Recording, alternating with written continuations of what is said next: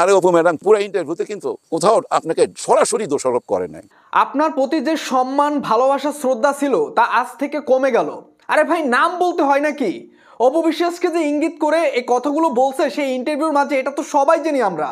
যেমনটা আমাদের আফরান নিশু যখন শাকিব খানকে নিয়ে সো কল্ড হিরো বলেছিল, তখন কিন্তু তিনি শাকিব খানের নাম নেননি। তিনি কিন্তু সো কল্ড হিরো বলার পরে আমরা বুঝে গেছিলাম যেটা শাকিব খানকে তিনি ইঙ্গিত করে এই কথাগুলো বলছে।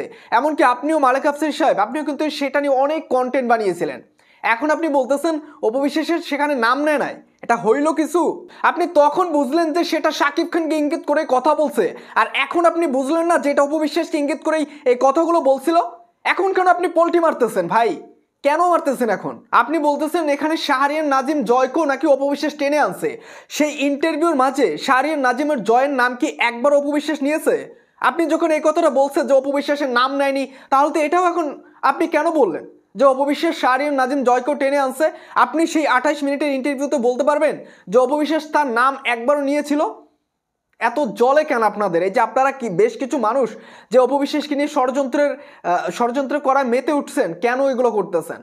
অবশ্য আপনার এটা করার কারণটা হচ্ছে বেশ কিছুদিন আগে অপু বিশ্বাস আপনাকে একটা ইন্টারভিউর মাঝে আপনাকে কপি করেছিল, সেখান থেকে মূলত আপনি অপু বিশ্বাসের উপর খেপছেন এবং প্রত্যেকটা ইন্টারভিউতে আপনি অপু বিশ্বাসকে নিয়ে নেগেটিভ কথা বলে, একটা ভালো কথাও বলেন না। কাল যখন আপনার এই ইন্টারভিউটা দেখলাম তখন আমার কাছে মনে হলো যে আপনারা মানে কি বুঝে অপু বিশ্বাসের উপর এই দোষারোপগুলো করতেছেন। আপনি বলতেছেন অপু বিশ্বাসের নাম নেয়নি, সেখানে তো নাম বলার দরকার নাই, সেখানে ইঙ্গিতপূর্ণভাবে অপু বিশ্বাসকে বোঝানো হয়েছে। এবং আপনি একটা কথা বলছেন সেটা আমার কাছে বেশ খারাপ লাগছে, সেটা হচ্ছে আপনি বলেছে অপু বিশ্বাস খুব শুদ্ধ করে কলকাতার নায়িকাদের মতো কথা বলছে।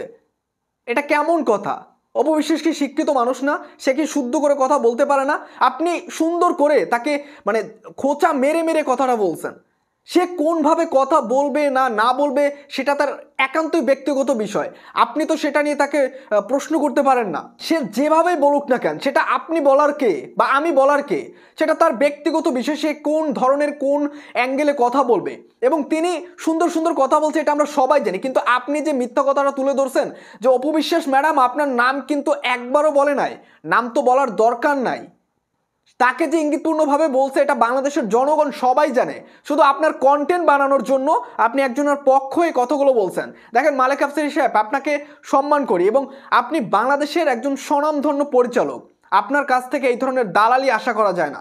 আপনি যে দালালি করতেছেন সেটা কিন্তু বোঝা যাইতেছে, এবং কার হয়ে দালালি করতেছেন সেটাও কিন্তু দর্শক জানতেছে। আপনি একটা সম্মানের জায়গায় আছেন, সেই সম্মানের জায়গা থেকে আপনি সবসময় সত্যি কথাটা বলার চেষ্টা করেন। তো আমরা আশা করব যারা আমরা আপনাকে ভালোবাসি তারা সবসময় কিন্তু আপনার কাছ থেকে সত্যি কথাটাই শুনতে চায়, সঠিক নিউজটাই পেতে চায়। তো আমরা আশা করি আপনি সেই সঠিক নিয়মে কথা বলবেন, কারো দালালি করে না। তো ভাই ব্রাদার, মালেক আফসার সাহেবের এমন কথার পরে আসলে আপনাদের কি মন্তব্য হচ্ছে অবশ্যই কমেন্ট করে জানিয়ে দেবেন, এবং চ্যানেলটিতে নতুন হয়ে থাকলে নিত্য নতুন আপডেটগুলো সবার আগে পাওয়ার জন্য চ্যানেলটি সাবস্ক্রাইব করে রাখবেন।